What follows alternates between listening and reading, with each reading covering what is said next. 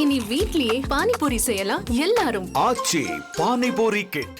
தங்களுக்கு எதிராக அணு ஆயுதங்களை தயாரிப்பதாக கூறி ஈரான் மீது இஸ்ரேல் கடந்த 13ஆம் தேதி முதல் தாக்குதல் நடத்தி வருகிறது. டெஹ்ரான் மற்றும் அதனைச் சுற்றியுள்ள ராணுவ நிலைகள், அணு ஆயுத கட்டமைப்புகளை குறிவைத்து குண்டு வீசியது. இதற்கு ஈரானும் பதிலடி கொடுத்து வருகிறது. இஸ்ரேலில் பெரிய நகரங்களில் ஒன்றான டெல் அவீவ் பகுதியில் ஈரான் நடத்திய ஏவுகணை தாக்குதலில் உயரமான கட்டிடங்கள் மற்றும் கடைகள் சேதமடைந்தன.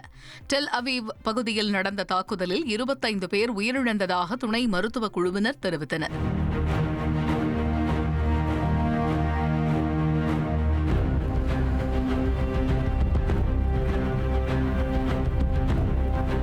ஈரான் நடத்தும் ஏவுகணை தாக்குதல் காரணமாக டெல் அவீவ் மற்றும் ஜெருசலேம் பகுதியில் வெடிச்சத்தமும் சைரன் ஒலியும் மக்களை அச்சமடைய செய்தன.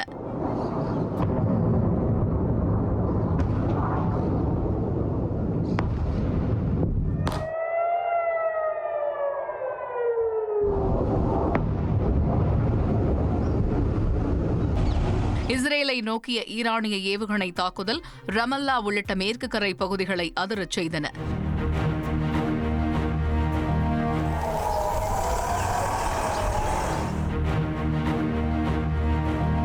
இஸ்ரேலின் பீர்ஷிபா பகுதியில் ஏவுகணை தாக்குதலை தொடர்ந்து மருத்துவமனை கட்டிடத்தில் இருந்து புகை வெளியேறும் காட்சிகள் வெளியாகியுள்ளன.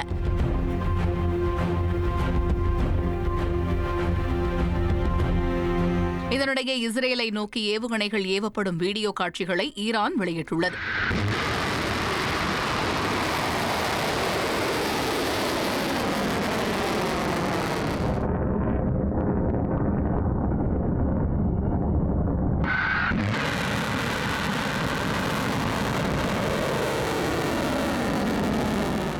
எலான் மஸ்கின் ஸ்பேஸ் எக்ஸ் ராக்கெட் சோதனையின் போது வெடித்து சிதறியது. அமெரிக்காவின் டெக்சாஸ் மாகாணம் ஸ்டார் ஸ்பேஸ் சேம்பரில் நடைபெற்ற சோதனையின் போது ஸ்பேஸ் எக்ஸ் ஸ்டார்ஷிப் 36 ராக்கெட் வெடித்து சிதறியது.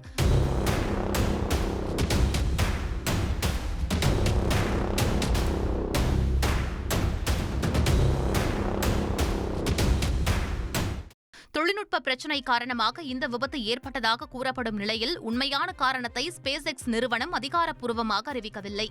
இனி வீட்லயே பானிபூரி செய்யலாம் எல்லாரும். ஆச்சி பானிபூரி கிட்.